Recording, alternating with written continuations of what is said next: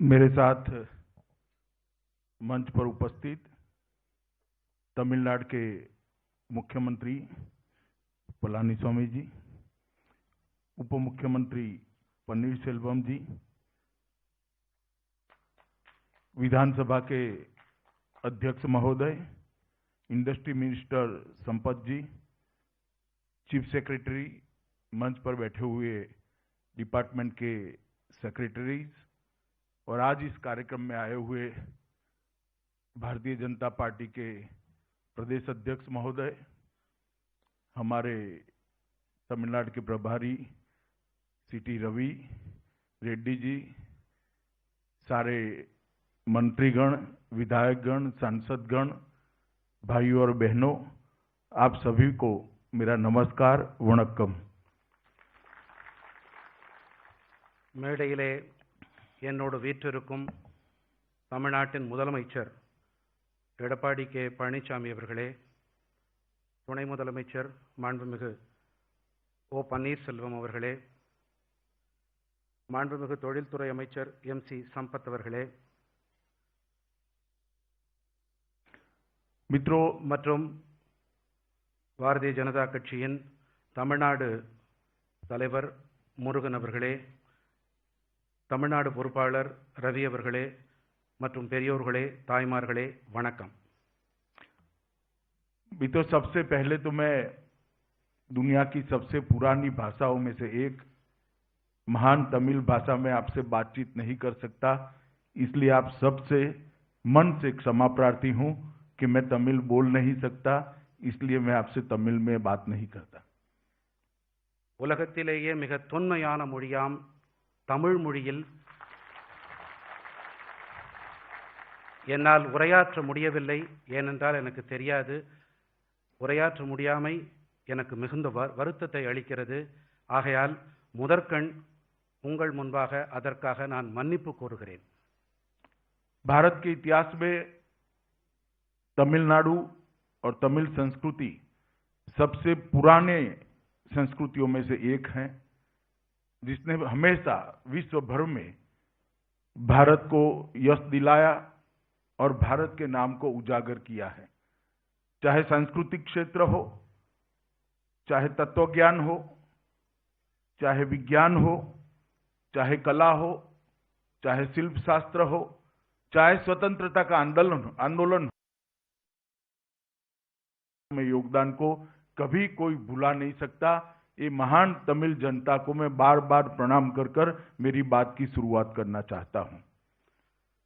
தமிழ்நாட்டின் பாரம்பரியம், கலாச்சாரம் அனைத்துமே மிகவும் தொன்மையானவை। உலக கலாச்சாரத்திற்கும் உலக விழுமியங்களுக்கும் தமிழ்நாட்டின் கலாச்சாரம், தத்துவங்கள், அறிவியல், கலை, சுதந்திர போராட்டத்திற்கும் தமிழர்களின் பங்களிப்பு மிக மகத்தானது। இதை யாராலும் மறக்க முடியாது, அதற்கு நான் தலை வணங்குகிறேன்। मित्रों, आज यहां आकर तमिलनाडु के अनेक विध डेवलपमेंटल प्रोजेक्ट का भूमि पूजन और लोकार्पण का कार्यक्रम मुख्यमंत्री और उप मुख्यमंत्री के साथ में हुआ है। महान एमजीआर और लोकनेत्री जयललिता जी के नेतृत्व में तमिलनाडु ने जिस तरह से विकास किया था, मुझे भरोसा है कि पलानीस्वामी जी के नेतृत्व में तमिलनाडु इसी रास्ते पर आगे बढ़कर देश का सबसे अच्छा राज्य बन सकता है। தமிழ்நாடு மாண்புமிகு தமிழ்நாடு முதலமைச்சர் மற்றும் துணை முதலமைச்சர் தலைமையில் மிகுந்த முன்னேற்றம் கண்டு வருகிறது। மறைந்த முன்னாள் முதலமைச்சர் புரட்சித் தலைவி அம்மா அவர்களுடைய வழிகாட்டுதலின்படி தற்போதைய முதலமைச்சர் ஐயா அவர்களுடைய வழிகாட்டுதலில் இந்த ஆட்சி தொடரும், அதே போல சிறப்பாகவே இருக்கும் என்று எனக்கு நம்பிக்கை இருக்கிறது। लगभग 70,000 करोड़ रुपए का 70,000 करोड़ रुपीस के अलग अलग प्रोजेक्ट्स का आज या तो लोकार्पण हुआ है या तो भूमि पूजन हुआ है और तमिलनाडु के चहुमुखी विकास के अंदर एक गति देने का काम इस छोटे से हॉल के कार्यक्रम के माध्यम से हुआ है। 10,000 கோடி ரூபாய்களுக்கான அடிக்கல் நாட்டு விழா அல்லது திட்டங்கள் நிறைவு விழா இன்று நடைபெற்றிருக்கிறது. मित्रों, अभी अभी पूरा देश और दुनिया कोविड-19 के प्रकोप से लड़ाई कर रहा है। पूरे देश ने नरेंद्र मोदी जी के नेतृत्व में सफलतापूर्वक ये महामारी का सामना किया है और आंकड़ों को देखें तो पूरी दुनिया में भारत विकसित देशों से भी बहुत अच्छे तरीके से कोविड-19 का सामना कर पाया है। इसका मुख्य कारण है दुनिया भर के अंदर कोविड-19 के खिलाफ सरकारें लड़ती थी, सरकारी मशीनरी लड़ती थी। यहां पर केंद्र सरकार लड़ती थी, राज्य सरकार लड़ती थी और सबसे बड़ी बात 130 करोड़ की जनता मोदी जी के नेतृत्व में कोविड-19 के साथ सामने एकजुट होकर लड़ती थी। मोदी जी के करिश्माई नेतृत्व ने कोविड-19 के खिलाफ लड़ाई को एक नए आयाम दिए और परिणाम लक्षी लड़ाई लड़कर आज हम बहुत अच्छी स्थिति में है। இன்று உலகம் முழுவதும் கோவிட்-19 என்ற பெருந்தொற்றோடு பெரும் போரை நிகழ்த்தி கொண்டு வருகின்றது. இந்திய நாடானது பிரதம மந்திரி மோடி அவர்களின் தலைமையின் கீழ் மிகுந்த வெற்றிகரமாக, அதுவும் வளர்ந்த நாடுகளுக்கு இணையாக அவர்களை விடவும் சிறப்பாக மோடி அவர்களின் தலைமையின் கீழ் நாம் செயல்பட்டு கொண்டிருக்கிறோம். உலக அரசுகள் போராடி கொண்டிருக்கின்றன. இந்தியாவில் இந்திய அரசு, மாநில அரசுகள் மட்டும் போராடவில்லை. 130 கோடி நாட்டு மக்களும் அரசுகளோடு இணைந்து போராடி கொண்டிருக்கிறார்கள் மோடி அவர்களின் பிரகாசமான அற்புதமான தலைமையின் கீழ்.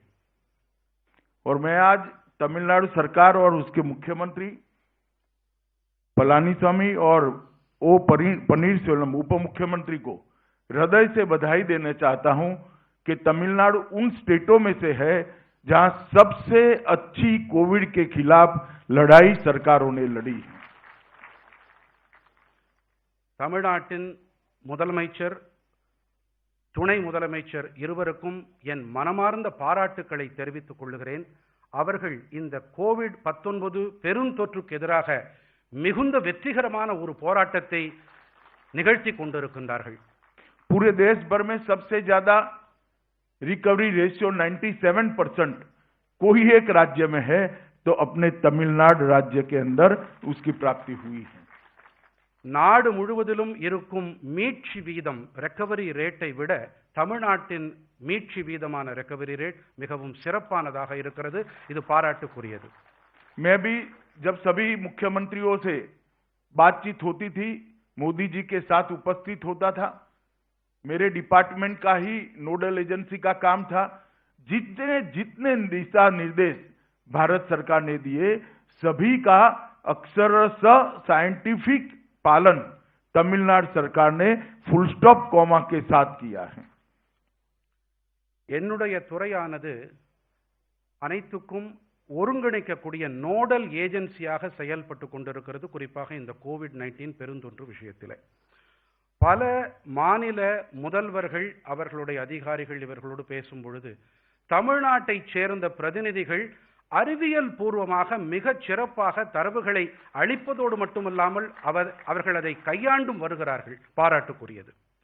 और देश भर में कोविड महामारी के समय में सगर्भा माताओं, प्रेग्नेंट वुमेन का ख्याल और नवजात शिशु, नए जन्मे हुए बच्चों का ख्याल जितना तमिलनाडु सरकार ने बारीकी से रखा है, कोई और सरकार इतना नहीं कर पाई. நாடு முழுவதிலும் குறிப்பாக இந்த காலகட்டத்திலே கர்ப்பிணி பெண்கள் மற்றும் புதிதாக பிறந்த சிசுக்களின் பராமரிப்பு தமிழ்நாட்டை போல எந்த ஒரு மாநிலத்திலும் இப்படிப்பட்ட பராமரிப்பு அளிக்கப்படவில்லை. मित्रों, सिर्फ कोविड की बात नहीं है। मोदी जी के आने के बाद विगत 6 साल से अंदर देश के अंदर एक स्वस्थ स्पर्धा की शुरुआत की है। सुशासन के लिए, गुड गवर्नेंस के लिए हमारे सभी राज्यों के अंदर एक स्पर्धा होती है और हर साल भारत सरकार एक टेबल डिक्लेयर करती है कि सुशासन के अंदर तालिका में सबसे ऊपर राज्य कौन सा है। मुझे कहते हुए आनंद है कि इस साल जारी की गई तालिका के अंदर सुशासन में, गुड गवर्नेंस में तमिलनाडु का पहला नंबर दिया गया है। இது கோவிட்-19 பெருந்தொற்று காலத்தில் மட்டுமல்ல, இந்த நிலை அனைத்து நேரங்களிலும் இதே ஒரு பிரகாசமான, ஒரு ஆக்கப்பூர்வமான ஒரு நிலைதான் நிலவுகிறது. குறிப்பாக கடந்த 7 ஆண்டுகளிலே நரேந்திர மோடி அவர்களுடைய ஆட்சியிலே இதற்கு சிறப்பு கவனம் செலுத்தப்பட்டு வருகிறது. மாநிலங்களுக்கிடையே நல்லாட்சி என்ற ஒரு தகுதி அடிப்படையிலான போட்டிகளில் அதில் தமிழ்நாடு இந்த ஆண்டு முதல் நிலை வகிக்கிறது என்பதை மகிழ்வோடு தெரிவித்துக் கொள்கிறேன். जल संरक्षण और जल वितरण, इसके क्षेत्र में राष्ट्रीय जल पुरस्कारों के तहत सर्वश्रेष्ठ राज्य इस साल इसमें भी तमिलनाडु को ही स्थान मिला है.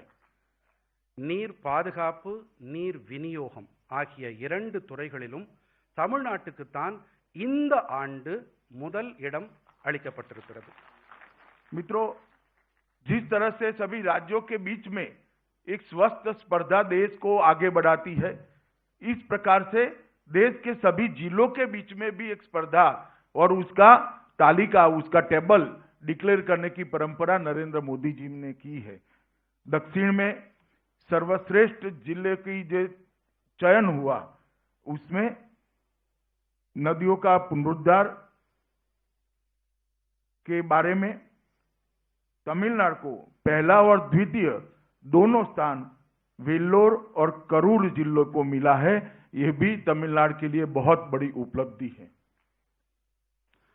எப்படி உடல்நல குறியீடுகளிலும் மாநிலங்களுக்கு இடையான போட்டியிலும் எப்படி போட்டிகள் நடக்கின்றனவோ, அதே போல மாவட்டங்களுக்கு இடையேயான போட்டிகள் என்று வரும்பொழுது தமிழ்நாட்டின் 2 மாவட்டங்கள் முன்னணி இடங்கள் வகிக்கின்றன. ஒன்று வெல்லூர், மற்றது கரூர். मित्रों, अभी अभी मोदी जी ने देश भर के किसानों को एक प्रकार से उनकी उपज को, उनकी प्रोडक्ट्स को बेचने के लिए बांध लिया गया था. उसमें से मुक्ति देने के लिए ढेर सारे एग्रीकल्चर रिफॉर्म्स लेकर आई. मैं तमिलनाडु सरकार को अभिनंदन देना चाहता हूं कि तमिलनाडु सरकार ने डटकर एग्रीकल्चर रिफॉर्म्स का समर्थन किया है और तमिलनाडु के किसानों के लिए ये बहुत बड़ी उपलब्धि है और आने वाले दिनों में देश के साथ तमिलनाडु का किसान भी ये सारे रिफॉर्म्स का फायदा प्राप्त करेगा, इसका मुझे विश्वास है. நாடு முழுவதிலும் இருக்கும் விவசாயிகள் அவர்களை பல தளைகள் கட்டுப்படுத்தி வருகின்றன. அந்த தளைகளிலிருந்து விடுதலை அளிக்கும் முகத்தான் மோடி அரசானது இப்பொழுது 3 வகையான சீர்திருத்தங்களை மேற்கொண்டிருக்கிறது. அந்த சீர்திருத்த நடவடிக்கைகளை, விவசாயிகளுக்கு விடுதலை அளிக்கக்கூடிய அந்த சீர்திருத்த நடவடிக்கைகளுக்கு தமிழ்நாடு அரசு பலத்த ஆதரவு கொடுத்து, இனி தமிழ்நாட்டில் இருக்கும் விவசாயிகளும் அவர்களும் மேலும் சிறப்பான நிலையை எய்துவார்கள். मित्रों, नरेंद्र मोदी जी ने 60 वर्षों से वंचित गरीब परिवार, 60 करोड़ गरीब लोगों के लिए ढेर सारी योजनाएं लाए हैं. सबसे पहले हर गरीब के घर में जन धन अकाउंट पहुंचाने का काम किया, जिससे डायरेक्ट बेनिफिट ट्रांसफर स्कीम के तहत बिचौलियों का स्थान नहीं रहा. उसके बाद में हर गरीब माता के घर में गैस का सिलेंडर पहुंचाने का काम किया और देश भर में लगभग 13 करोड़ गरीब माताओं को गैस का सिलेंडर पहुंचाने का काम किया. उसके बाद में हर गरीब के घर में शौचालय, टॉयलेट पहुंचाने का काम किया और लगभग देश में हर गरीब के घर में टॉयलेट को पहुंचाया. हर गरीब को अपना घर देने का भी वादा किया है और वो भी योजना, मुझे विश्वास है 2022 तक, जब देश की आजादी के 75 साल समाप्त होंगे, ये समाप्त हो जाएगी. हर गरीब के घर में स्वच्छ पीने का पानी पहुंचे, इसके लिए भी शुरुआत नरेंद्र मोदी सरकार ने की है और इसमें भी तमिलनाडु ने बहुत अच्छा इंप्लीमेंटेशन हर घर में पानी जल जीवन मिशन के तहत किया है। ये सारी योजनाओं को अच्छे से इंप्लीमेंट करने में राज्यों को अगर नंबर दिए जाए तो मुझे विश्वास है तमिलनाडु देश के सर्वप्रथम राज्यों में से एक आएगा। इतने अच्छे से केंद्र की योजनाओं को तमिलनाडु के अंदर तमिलनाडु सरकार ने इंप्लीमेंट किया है। ஏழைகளுக்கான பல நலத்திட்டங்களை மைய அரசு அமல் செய்து வருகிறது. ஒரு திட்டமான ஜன்தன் திட்டப்படி இதில் ஏழைகளுக்கு கடன் வழங்கப்படுகிறது. அதிலே இடைத்தரகர்கள் யாரும் இல்லாமல் பார்த்துக் கொள்ளப்படுகிறது. அடுத்ததாக ஏழைகளுக்கு இலவச எரிவாயு திட்டம். இதன்படி ஏழை தாய்மார்கள் அவர்கள் வீடுகளுக்கு சுமார் 13 கோடி குடும்பங்களுக்கு அந்த வீடுகளுக்கு இல்லங்களுக்கு எரிவாயு கொண்டு சேர்க்கப்பட்டிருக்கிறது. அதே போல கழிப்பறை வசதிகளும் அவற்றிலும் கிட்டத்தட்ட அனைத்து ஏழை குடும்பங்களும் இல்லங்களும் இதில் உள்ளடக்கம் ஆகியிருக்கின்றன. அனைவருக்கும் வீடு வசதி என்ற திட்டம் கிட்டத்தட்ட 2000 என்ற வாக்கு அளிக்கப்பட்டிருக்கிறது. 2022ஆம் ஆண்டுக்குள்ளாக இதுவும் நிறைவேற்றப்படும் என்ற நம்பிக்கை எனக்கு இருக்கிறது. அதே போல அனைத்து திட்டங்களிலும் ஒரு அளவீடு எடுத்து பார்த்தால், போட்டி என்று வைத்தால் தமிழ்நாடு அனைத்து திட்டங்களிலும் முன்னணி வகிக்கிறது என்பதை என்னால் சொல்ல முடியும். मित्रों, मैं किसानों की बात करना जरूर चाहूंगा।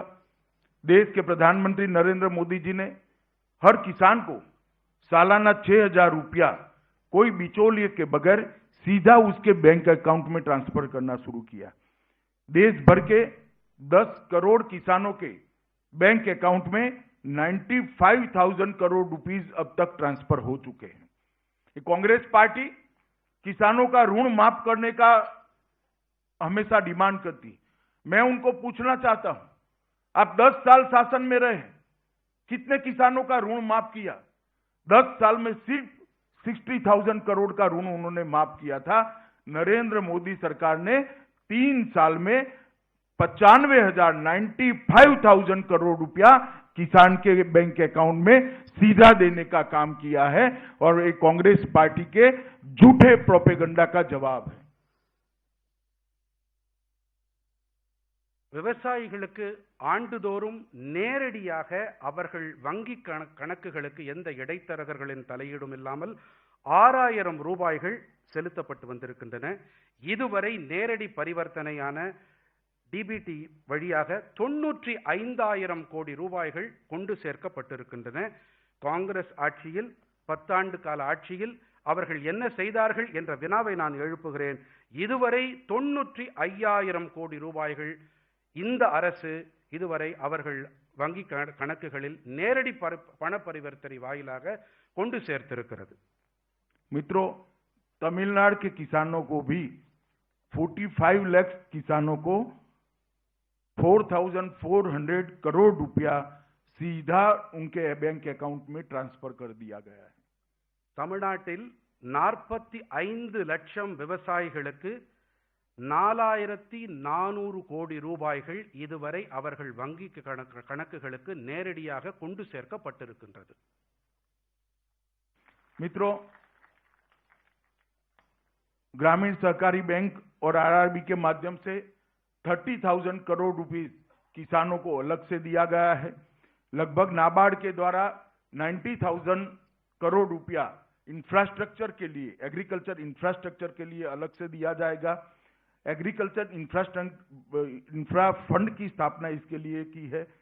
माइक्रो फूड एंटरप्राइजेस की और पशु रोग नियंत्रण कार्यक्रम के लिए भी अलग संस्थाएं बनाई गई हैं. நண்பர்களே, விவசாயிகளுக்கு 30,000 கோடி ரூபாய் கட்டமைப்புக்காக நாபார்டு மூலமாகவும் ஊரக வங்கிகள் வாயிலாகவும் அளிக்கப்பட்டிருக்கின்றன. இவை தவிர நுண் உணவு அமைப்புகளுக்கும் ஆதரவு அளிக்கப்பட்டு வருகின்றது. Micro food enterprises. मित्रों, ब्रू रेवोल्यूशन की भी मैं जरूर बात करना चाहूंगा. क्योंकि बहुत बड़ा पोटेंशियल तमिलनाडु राज्य के लिए यहाँ पर पड़ा हुआ है। भारत सरकार ने अलग मत्स्य पालन विभाग शुरू किया है और उसके तहत 20,000 करोड़ की लागत से एक ब्लू रेवोल्यूशन फंड की स्थापना की है। तमिलनाडु देश में मछली उत्पादन में चौथे नंबर पर है और लगभग 4,341 करोड़ रुपए का एक्सपोर्ट भी होता है और 88,000 मैट्रिक टन मछली का उत्पादन होता है। अगर ब्लू रेवोल्यूशन फंड का ढंग से उपयोग तमिलनाडु सरकार करती है तो मुझे भरोसा है कि ब्लू रेवोल्यूशन में भी तमिलनाडु देश का नंबर 1 राज्य बन सकता है। इसमें और किसी को संशय नहीं होना चाहिए। நீல புரட்சி என்று சொல்லப்படக்கூடிய ப்ளூ ரெவல்யூஷன் இதில் தமிழ்நாட்டிலே பெரும் சாத்தியக்கூறுகள் நிலவுகின்றன. தற்போது தமிழ்நாடு 4ஆம் இடத்தில் இருக்கிறது. கிட்டத்தட்ட 82,000 மெட்ரிக் டன் அளவு ஏற்றுமதி செய்யப்படுகின்றது. பெரும் சாத்தியக்கூறுகள் இருக்கின்றன. அது கூடிய விரைவிலே அவையும் தமிழ்நாடு முன்னணி மாநிலமாக மாறக்கூடிய வாய்ப்பும் இருக்கிறது. मैं जल आपूर्ति की भी एक बात जरूर करना चाहता हूं, क्योंकि तमिलनाडु के विशेषकर गरीब लोगों के लिए बहुत महत्वपूर्ण बात है। तमिलनाडु के 1.42 करोड़ ग्रामीण परिवार जो गांव के अंदर रहते हैं, उनमें से सिर्फ 15% ग्रामीण परिवारों के पास ही अपने घर में पीने के पानी का कनेक्शन था। अब मोदी जी एक नई योजना लेकर आए हैं और वो योजना के तहत 2024 तक हर घर में पीने के पानी का कनेक्शन देना है।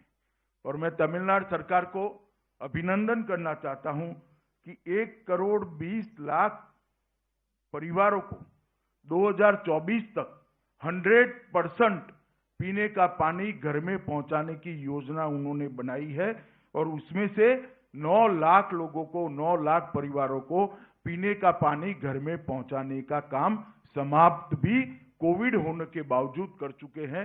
ये देश भर में बहुत अच्छा इम्प्लीमेंटेशन तमिलनाडु ने इस योजना का करा है।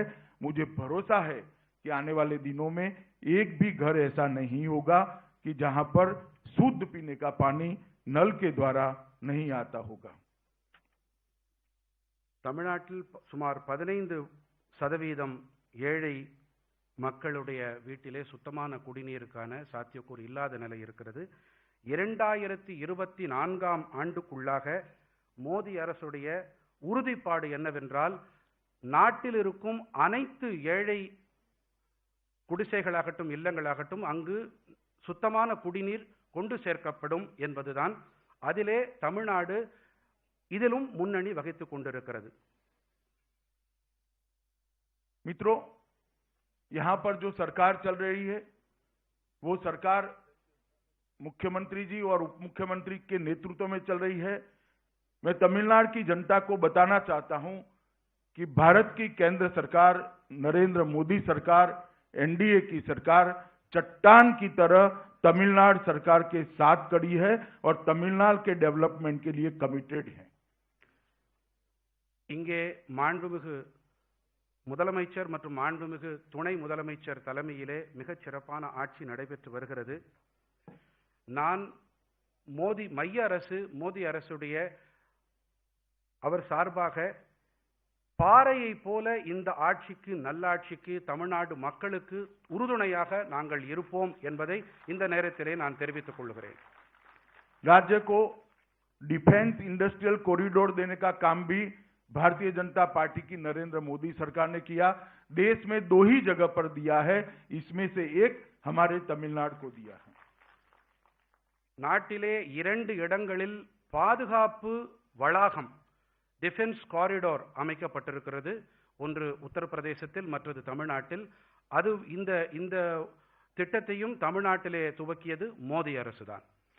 सागरमाला के तहत 2.25 लाख करोड़ रुपया का इन्वेस्टमेंट, जिसमें से 32,000 करोड़ रुपया पूरे पोर्ट के आधुनिकीकरण के लिए और 57,000 करोड़ रुपया रोड्स के लिए, 1,35,000 करोड़ रुपया बंदरगाह केंद्रित इंडस्ट्रियल डेवलपमेंट के लिए, टोटल 2.25 लाख करोड़ रुपया सागरमाला के तहत भारत सरकार ने तमिलनाडु के लिए दिया है। சாகர்மாலா திட்டத்தின்படி தமிழ்நாட்டுக்கு 2.25 லட்சம் கோடி ரூபாய்கள் ஒதுக்கீடு செய்யப்பட்டிருக்கின்றன. இதில் துறைமுக கட்டமைப்புக்காக 1,35,00,000 லட்சம் ரூபாயும், சாலைகளுக்காக 57,000 கோடி ரூபாய்களும் அளிக்கப்பட்டிருக்கின்றன. मित्रों, मदुरई के अंदर 1264 करोड़ की इन्वेस्टमेंट से एम्स का शिलान्यास प्राइम मिनिस्टर ने कर दिया है. மதுரையில் 12,460 கோடி ரூபாய் செலவில் எய்ம்ஸ் மருத்துவமனைக்கான அடிக்கல் நாட்டு விழா செய்யப்பட்டிருக்கிறது. East coast road 13,795 crore rupees की लागत से काम शुरू हो चुका है. கிழக்கு கடற்கரை சாலையில் சுமார் 7,700 கோடி ரூபாய் செலவிலான பணிகள் துவங்கியாகிவிட்டன. भारत के महान राष्ट्रपति एपीजे अब्दुल कलाम मेमोरियल का उद्घाटन भी श्री नरेंद्र मोदी जी ने यहां पर ही तमिलनाडु की धरती पर ही रामेश्वरम में किया है. இந்தியாவின் மகத்தான குடியரசுத் தலைவரான டாக்டர் ஏபிஜே அப்துல் கலாம் அவர்களுடைய நினைவிடத்தையும் மோடி அரசு, மோடி அவர்கள் திருக்கரங்களால் இங்கே துவக்கியிருக்கிறது, அதனை ஆரம்பித்து வைத்திருக்கிறது. तेजस एक्सप्रेस देश के कुछ राज्यों में शुरू की गई, उसमें भी तमिलनाडु शुमार है. चेन्नई मदुरई रूट पर तेजस एक्सप्रेस चलेगी, जो मेक इन इंडिया का सबसे बड़ा उदाहरण है. தேஜஸ் எக்ஸ்பிரஸ் விரைவு வண்டி சில மாநிலங்களிலே தற்போது ஓடிக்கொண்டிருக்கிறது. அதில் ஒரு தடம் சென்னை மதுரை தடமானது, அது இப்போது இயங்கிக் கொண்டிருக்கிறது. मित्रों, मैं चाहूंगा कि इसका आप बहुत स्वागत करें.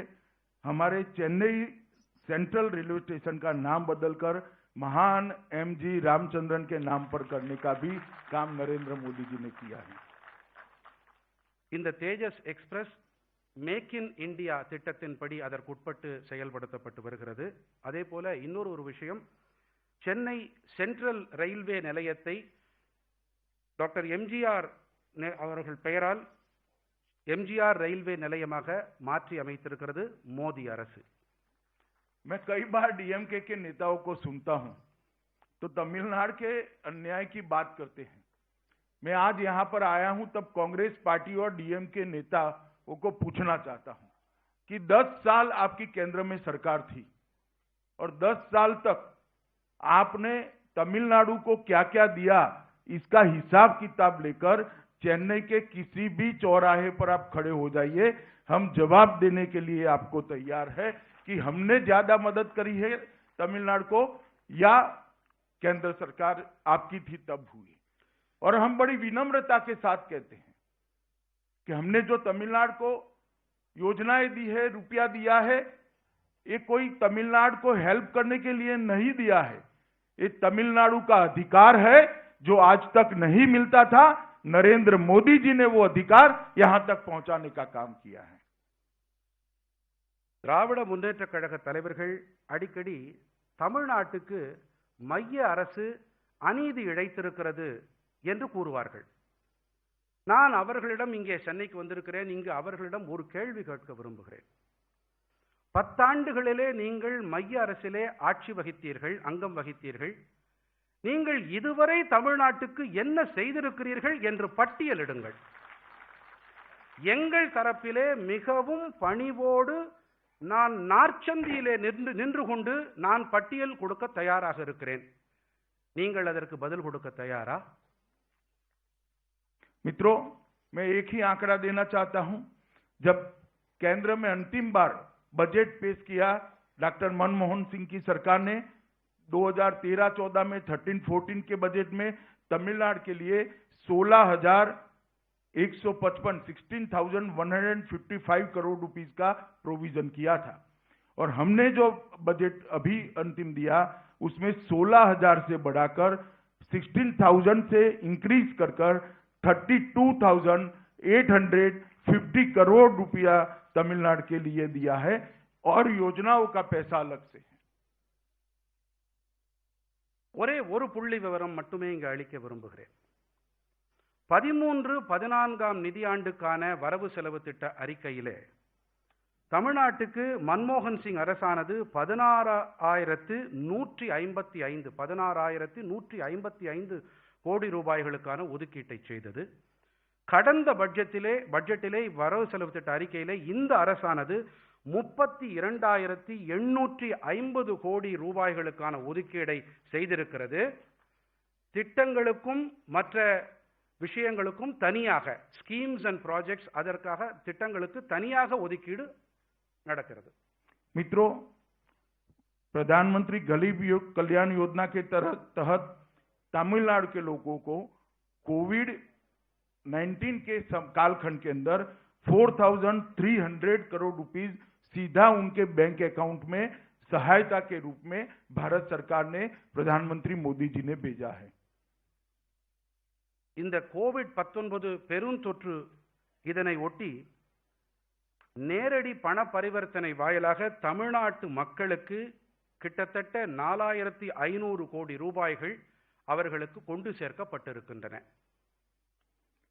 मित्रों, लगभग 108 करोड़ किलो खाद्यान्न तमिलनाडु के गरीबों को विगत 4 महीने के अंदर प्रधानमंत्री जी की ओर से भेजा गया है. 108 करोड़ किलो. 108 கோடி கிலோ அளவிலான உணவு தானியங்கள் கடந்த 4 மாதங்களிலே தமிழ்நாட்டு மக்களுக்கு மோடி அரசால் கொண்டு சேர்க்கப்பட்டிருக்கின்றது.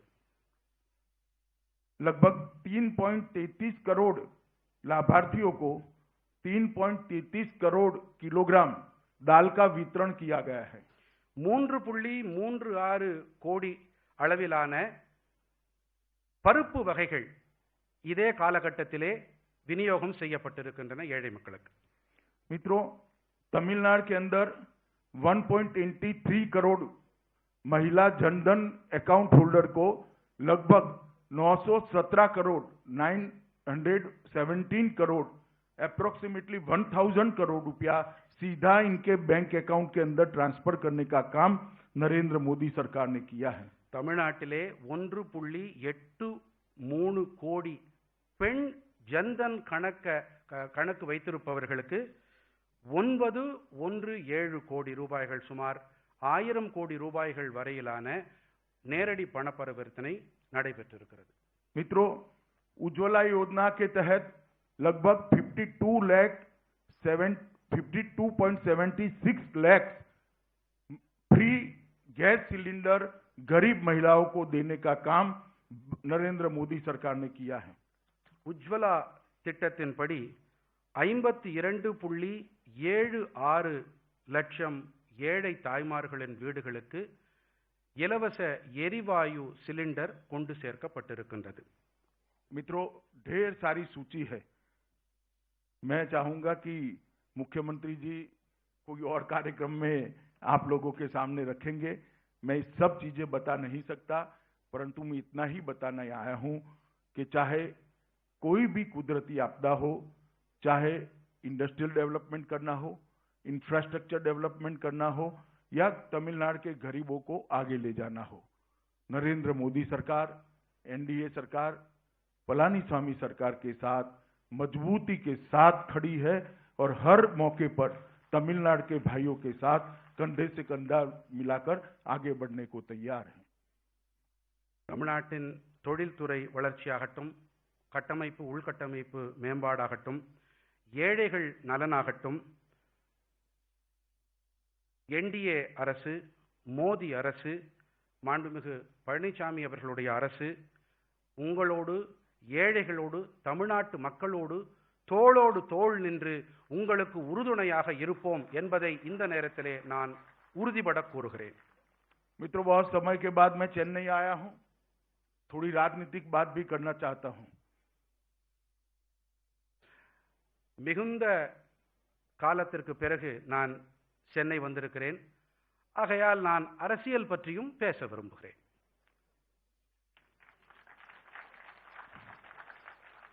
नरेंद्र मोदी जी के राष्ट्रीय राजनीति में आने के बाद देश भर में भ्रष्टाचार, परिवारवाद और जातिवाद, ये तीनों को समाप्त करने की एक लड़ाई लड़ी है नरेंद्र मोदी जी ने।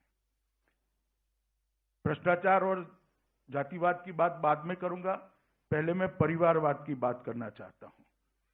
देश भर में अलग अलग राज्यों में जब जब चुनाव आया, मोदी जी के नेतृत्व में हम चुनाव लड़े और हर राज्य से परिवारवादी पार्टियों को चुनाव में करारी हार सहन करनी पड़ी है।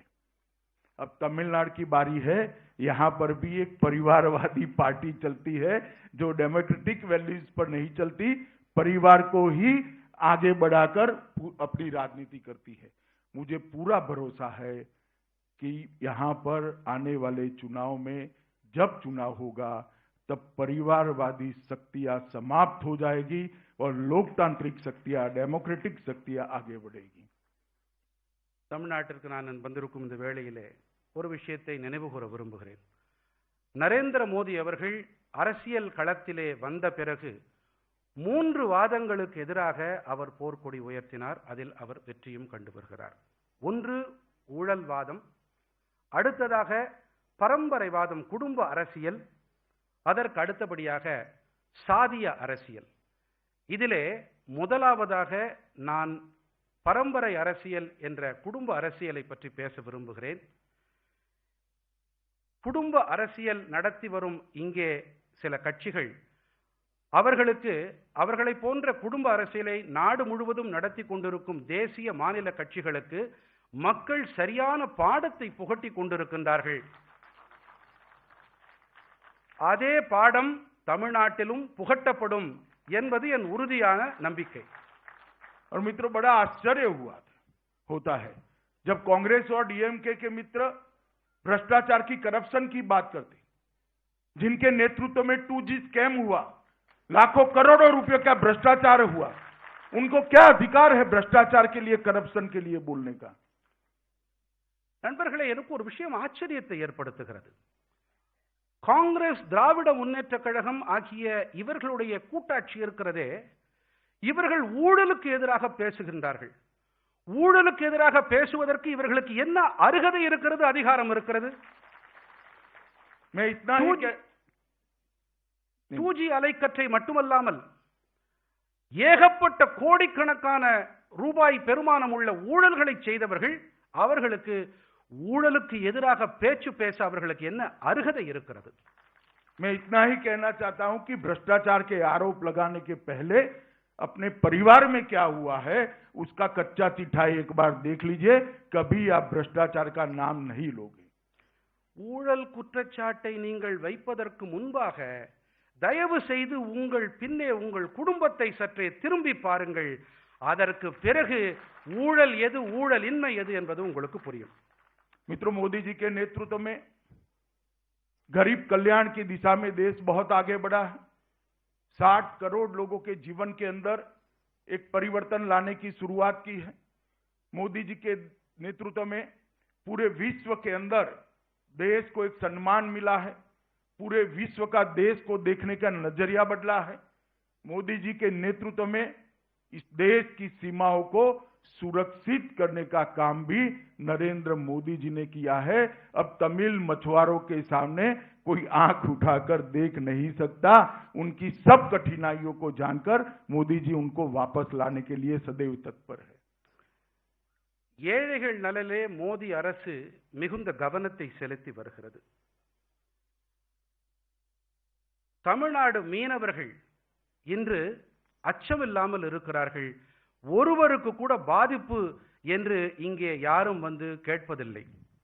அதே போல உலக நாடுகள் இந்தியாவை பார்க்கும் கண்ணோட்டத்தையே மோடி அவர்கள் மாற்றி அமைத்திருக்கிறார். और मोदी जी जब श्रीलंका गए तब भी जाफना को नहीं भूले. वहां तमिल बस्तियों में जाकर अपने भाइयों बहनों को मिले और उनको आवास देने का, निर्माण का प्रोजेक्ट का शिलान्यास किया. लगभग 50,000 से ज्यादा तमिल परिवारों को लंका के अंदर आवास मिलने हैं और क्षतिग्रस्त मंदिरों को भी पुनर्निर्माण का काम शुरू होना है. யாழ்ப்பாணம் சென்ற மோடி அவர்கள் அங்கே கூட வீடு இழந்த சுமார் 50 லட்சம் தமிழர்களுக்கு வீடுகளை கட்டி கொடுக்கும் ஏற்பாடுகளை செய்திருக்கிறார். அவர்களுக்கு அங்கு பாதுகாப்பு யாழ்ப்பாண தமிழ் சகோதர சகோதரிகளுக்கு அங்கே இல்லங்கள் இருக்கின்றன.